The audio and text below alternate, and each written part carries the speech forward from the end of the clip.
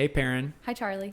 Thank you for making time for Absolutely. this podcast. I'm really excited for you to share some wisdom with our members and our listeners.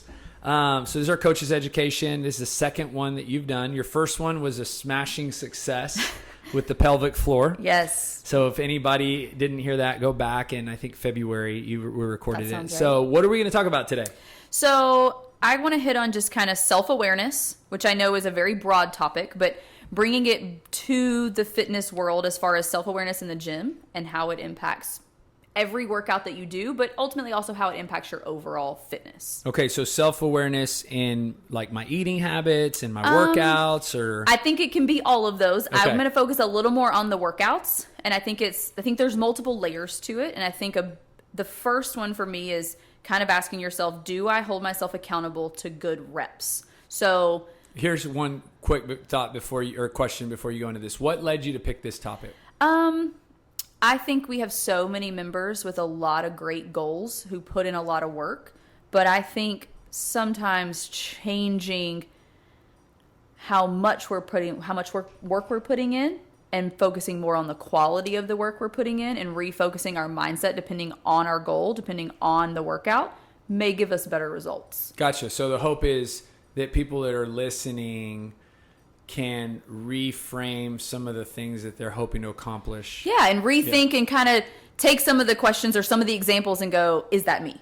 And create self-awareness. Yeah. And then so when I do come into a workout, how can I look at it differently? How can I approach it in a way that is going to positively impact my fitness? Cool. So what you were going to go into your... So the first one, do I hold myself accountable to good reps? And I would say examples of that would be, am I getting below parallel in my squats? Am I fighting to get my chin over the bar in every pull-up? Or am I just going through the motions of squatting and going through the motions of pull-ups? Because we all know if you really have to work at it, there's a reason that chin over the bar, that pull-up is a little bit harder. Yeah. It takes that little bit of extra strength. Like that wall ball, for you to get below parallel, that wall ball just became harder, but that's the rep. That's where you're going to see the improvement. And I think understanding a coach cueing you on those things, yes, they're reminding you, but they're also very nicely cueing you on the validity of your rep versus critiquing your technique. And those are two different things. So I could do a wall ball that is a great rep that if I'm competing at the BCS Classic is going to count as a rep because I went below parallel and I hit the target. But maybe my knees caved in. Maybe I didn't keep my chest up. So cueing those things are what are going to help you move better, help you feel better, prevent injury, etc. But no one's questioning, did I do a solid, countable rep? So I agree with you. I'm going to challenge the what you're saying, but know that I agree with you. And what you're saying reminds me of what CrossFit teaches at their level 1, which is virtuosity, doing the commonly, uncommonly well. Yes. Right? Which, again, if we're talking about an air squat, it just means that I'm going to do the best air squat that I can do. But I'm going to challenge you because I'm going to say, what if the member or the person who's doing the exercise and thinking to herself, why does it matter? Like, at the end of the day, if I hit that target or not, if I kettlebell swing as to the, complete lockout position, if I get my chin over the bar, like, at the end of the day, I'm going home. I'm going to, if I'm a student, I'm going to go to school. If I'm a parent, I'm going to tuck my kid at night. If I'm, a business owner, I'm going to go manage my business. If I went my chin over the bar, who cares? And you know what? I think a lot of people feel that way. And I'm going to be honest, there's days I come in, I feel that same way. But I think part of it is, probably the biggest piece is you want to move well. And you want to move well with good quality so that you are getting stronger, you are getting better, but you don't want to injure yourself. You don't want to stop movements short when that's not the way they're intended to be performed, because you want to be the best version of you. And CrossFit is functional movement, right? It's functional movement. So it has a purpose in why we want you to sit your hips back when you squat, because that's the way you're going to sit down in your desk at work, in your chair, those things. So remembering that while you're not going to be busting out chin-ups at the office, there are still, applications that are going to apply in other parts of life. And so you got to train that way. Well, and I'll add to that, because I agree with that as well. It's how you do anything is how you do everything. Absolutely. And, that is a reflection of, whether you want to admit this or not, that is a representation of how you do your life. Yeah. And, and so our desire is to live in integrity. Absolutely. That really is all of our desires. Like, I don't think anybody would ever, if asked, hey, do you want to have integrity or not? They'd be like, oh, no, I really don't care. I'm okay without that. Every person Yeah. wants to have integrity. And a lot of shame in our life comes from not living in integrity. So it's like, but because everything is everything. So the reflection, basically what you're doing, it's like planting seeds that are not good for you every day Right. when you don't give it your all. Yeah. Now, does that mean you have to get your chin over the bar every time? Well, maybe it's not necessarily getting your chin over the bar, but it's like, okay, I'm going to use the band to get my chin over the bar every time. I'm not going Right. to do it without the band, because when I don't do the band, I don't get my chin over the bar. Right. Or, I'm not going to put on the heavy load today or the Yeah. RX weight, because I'm not going to do the movement right. So I'm going to do it lighter so I can do it right. Yeah, and I think recognizing that every workout has an intended stimulus. And sometimes that stimulus can be dictated by the clock. Sometimes it can be dictated by the weights you're using, how fast you are, how efficient you are. There's a lot of things that are going to dictate what your stimulus is. But if every time you come in, your sole focus is just how fast can I get this workout done, are you missing other things because Yeah. you're lacking self-awareness of how you move and why you need to move that way? So Because you're just focused on, this is how fast I can be. Is the correction self-awareness? Is it coaching, coaches pointing that out? Is it humility? Like, I feel like some people do this and they don't even know they do it. I think it's both. I think it's sometimes coaches see it, they correct it, they'll see a good rep, they move on, they come back, rep is back. Bad reps returned. So absolutely it falls on coaches to keep telling them, recognizing that also today just may not be their day and they are not going to squat any lower, and that's what you're going to get today because that's where they are, and sometimes that's okay. Mm-hmm. But knowing, also wanting the member to know that I'm not just telling you to get below parallel because it makes me happy to hear it, but I want you to get the best workout possible. Even if you half the reps and they go below parallel, I'm happier and you will feel better when it's all said and done. Yeah. But I would say humility is part of it too, and that's where the self-awareness comes in, is that they may not know. They genuinely may not know. And I think that's why this is good. Yeah. This is self-awareness for us as coaches, and it's Yeah. self-awareness for our athletes as well. So in that area, if I'm having an aha moment, wow, this is speaking to me, what do I do? I would ask yourself, why is it speaking to you? Is it speaking to you because there's a very specific thing that popped in your mind? Because don't think Perren's told me to get below parallel on a squat, she's talking to me. Okay, Robert told me to get lower 2 weeks ago. That's not what it is. That's just a general example. But I think it is just when coaches are going over an intended stimulus of a workout, really try to hone in on that, on what that version of the workout would look for you. Mm-hmm. And being okay, back to your humility point, being okay reducing some reps, or be okay adding bands to get your chin over the bar. I think we have members that are perfectly fine scaling workouts, and they're okay with that. And that's great, because that's probably what they need. And that is going to be the best workout for them. But I think it brings me to my second point of, the second question to ask is, am I always staying within my comfort zone when scaling workouts? Do I always default to jumping pull-ups? Do I always default to knee push-ups or a lighter wall ball? Well, if your goal is to be stronger, your goal is to be fitter, to improve your fitness, or still have a really good workout, but you never pick up the 35-pound dumbbells, you're never gonna move a 35-pound dumbbell. So, like our box step-up workout last week was a really good example of, maybe it was the week before. They all run together after a while. But, it was just box step-ups. Every 3 minutes for 5 sets, 20 box step-ups. dumbbell box step-ups, prescribed weight 50-35. That was a lot of really heavy dumbbell box step-ups. But if I was someone that really wanted to move towards a 35-pound dumbbell, or a male that wants to move to that 50-pound dumbbell, that's the perfect day to pick them up. And if I get 6, then you got 6 with the 50-pound dumbbell that you've never done before. You know, that is a huge deal. But if you always look at the workout and go, well, I can't do the 35 pounds, so I'm just going to do 25. You're stuck in your comfort zone of the 25-pound dumbbell. You're already not RXing the workout. So why not go RX weights and reduce the reps versus RX reps by reducing the weight? Just change your mindset. If you always look at the run and go, well, yeah, instead of that mile, I'm going to do an 800. Go for the mile. So is this complacency?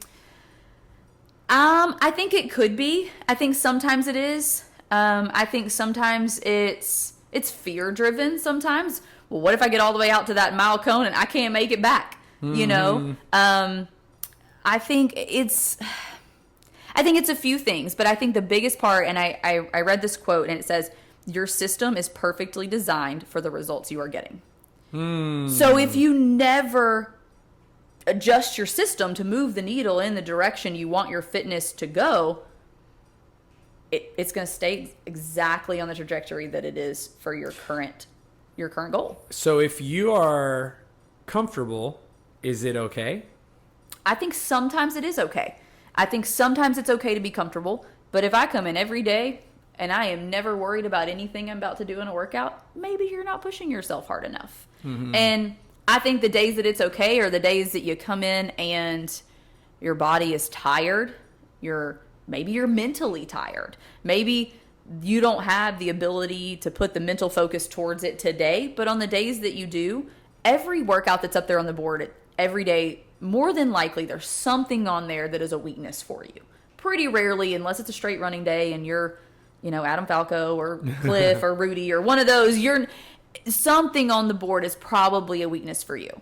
So pick that and attack that. Attack that weakness instead of scale back the weakness and just really hone in and let my strengths carry me through the workout. Yes. We already know you can run. Okay, slow down the run so that you can save your energy and really focus on this. Yeah. And I think that's where people are also going to experience success. Yeah. And they're going to feel accomplished because if you're a great runner, you're not feeling super accomplished when you ran a mile in 8 minutes. That's normal for you. Yeah. But if you ran it in 9.5, even though you can do it in 8, and you crushed that 50-pound dumbbell when you got inside because you just looked at it differently, now you feel different. And I think what you're also speaking to is you kind of miss out on that opportunity to feel happy and proud of yourself. Yeah. It's almost like a child, taking away their ability to feel like they won or they did something. Absolutely. Because you keep doing stuff for them. And we as adults, it's not necessarily somebody else is doing something for you, but you're just not allowing yourself, let's say, handstand walking is a great example for me. Oh, yeah. I just was so defeated. I think it was 2018 in the Open when they literally had handstand walking in the Open. I'm like, oh, great. That means I'm going to have to learn how to handstand walk. And I hated that, because I sucked at it. Yep. And sure enough, over time and, I wouldn't say a lot of practice, but just really following the programming but really with the new thought of okay, eventually I want to know how to do it. It came around and it felt so good. I remember telling Alicia, after I handstand walked in a workout, I'm like, I actually could do it, you know? And that's a good feeling. I think that's kind of that feeling that keeps us coming back to CrossFit is even for somebody who's been doing it 10 years, 15 years, you can still have those moments. Oh, yeah. I think double unders are a great example. The stimulus you get from a double under is completely different from a single under. Oh, 100%. Doesn't mean single unders are a bad workout. And for some people, doing the single unders is a huge win. Yep. Maybe they don't jump a lot. Maybe that is the stepping stone for them. But for people that always scale to single unders, who have the ability to do a few double unders, but never incorporate them in the workout, they're missing a completely different version of the workout. You don't have to do 100 of them. Yep. Just take whatever the time frame was the coach gave you or a rep scheme and just work them. And you are going to slap yourself with that jump rope 1,000 times. Yep. You're going to leave with all kinds of battle wounds, but it is the only way that you're going to get double unders, because when you practice them on their own, they're completely different when you put them in a workout. And the aftermath of double unders in a workout going to whatever movement is next is completely different. But put them in there. Keep putting them in there. Keep doing it. And eventually, you're going to start stringing together these double unders. Yeah. And you are going to feel accomplished. And you are going to feel good about it. And you should. Yes. And then when they pop up again, you're not as fearful of them. Right. Because you've practiced them along the way. And some of it is fear. And it's okay to be intimidated. But just because you didn't do all the double unders in the workout doesn't mean that you failed. And I promise you do half the number of the double, you will still be really gassed and get a good workout. So is this, I mean, I'm asking obviously as a fellow coach, is it hard for you? Because like in some ways you can eyeball this. Like you can identify when people are doing that. Absolutely. And, we're not going to name any names, but how do you handle that as a coach, right? I think you do the best you can to make suggestions. And I want athletes to know it's okay to come ask. Hey, I don't have double unders, but I don't have enough. I can't do, I think there's one tomorrow that has 1,200 double unders. It's unbelievable. It's so many double unders. But that's going to hurt a lot of people in just by looking at it. But so many people are naturally going to go, well, I'll just do single unders. And so it's okay to come ask a coach, hey, here's what I'd like to do, or here's what I want to do. What do you think about that? And 9 times out of 10, the coach is going to tell you to go for it. If you already think that you can do it or that you should do it, and it's a scaled version of something where you're still just going for a skill or something that's outside your comfort zone, it's pretty rare they're going to tell you no. Right. Because they want you to have that push. So knowing that it's okay to ask is, and when the coaches are giving you those suggestions, it's because they know you can do a little bit and more. isn't that the truth about a lot of things, right? And I think there's a little bit of humility in that, a little bit of vulnerability. Absolutely. And kind of just saying raising your hand, like as a child, right, in school, there's people that would never want to raise their hand because it brings attention to me. Yeah. It's like now, I'm nervous, but it's like that's really all it means is and recognize that we already know and we already see it. So that's right. Oh, I thought you never asked. can tell you exactly who's going to default to box step-ups as soon as the workout gets hard and the box jumps get hard. Yes. I can tell you exactly who's going to strip weight off the bar the second instead of, and again, it's okay to reduce the reps, but don't always change the movement just because it's hard. Yes. And hold yourself accountable to moving well. Yep. And for every rep to be a good quality rep. And we need that check as coaches too. Yeah. We work out together and we talk to each other. Hey, here's the workout. And every time I look at one of these workouts, I'm like, well, that's cool in theory. I can't do that. Yeah. But what should I do? Here's what I was thinking. And sometimes Brandon, Jacob, Robert, they'll look at me and go, no, you need to do way more weight than that. I'm like, what? So that's good because that's like self-application of what you're saying. Absolutely. It's us too. We push jerked this morning and Brandon looked at me and said, you need to initiate more with your knees. And he said it with about that monotone too. but I was like, oh. So then Jacob, I was like, okay, try it again. Jacob got at his phone. He videoed. He was like, oh, yeah, okay. So then we did it again. And we're supposed to be adding weight, not even adding weight. Doesn't matter. We're trying to fix something. I wasn't even aware I wasn't initiating with my knees. Yeah. In my mind, my heels are staying down. I was, I'm doing all the things, but I'm not doing all the things. Yeah. But if they could have just let it go, but I'm not getting better. And no, I don't want to think I'm a bad push jerker. Right. I think I'm an okay push jerker. Yeah, no, that But makes if they don't ever, step up and say it, and I'm not open to accepting it, I'm stuck coachable. right here. Absolutely. You got to be coachable. Any other points along those lines, or? I think that's about it. Okay, so wrapping this up in a bow, so people can package it. Number one, self-awareness. Let me kind of try to really assess like where I don't want to make this sound so mean, but where I'm not living in integrity, like where am I not going all the way in proper movement? Like if we're just going to really point out the obvious, like, is it locking out my arms? Is it squatting depth? Is it intensity when needed? You know, and if that is where I'm at, and, you know, accept challenge and feedback and don't allow myself to just accept, you know, this, we'll call it this complacent kind of spot in my fitness. Yeah. Right? Yeah. Is that accurate? Absolutely. Or, you know? Because we have, I mean, honestly, some of the best members ever that I could ever ask for. Yeah. And so many of them have so many great goals, and so many of them have worked so hard to reach some of those. And I've seen some really cool things. And that's what makes coaching fun, is when you see people reach those goals, because you get to see the process of them reaching those goals. Yeah. And I think the more that they will be open to letting you help them through that process, the faster they see those results, but also they see the little victories along the way, which keep them keep everything moving in the direction they want it to move. Because if you never see that little progress, because you're not, again, changing the weights or attempting this skill or whatever it may be, you can get defeated, and then it's easier to fall back into that comfort zone. And the thing that is probably preventing anyone from even walking in the direction that we're talking about is pride.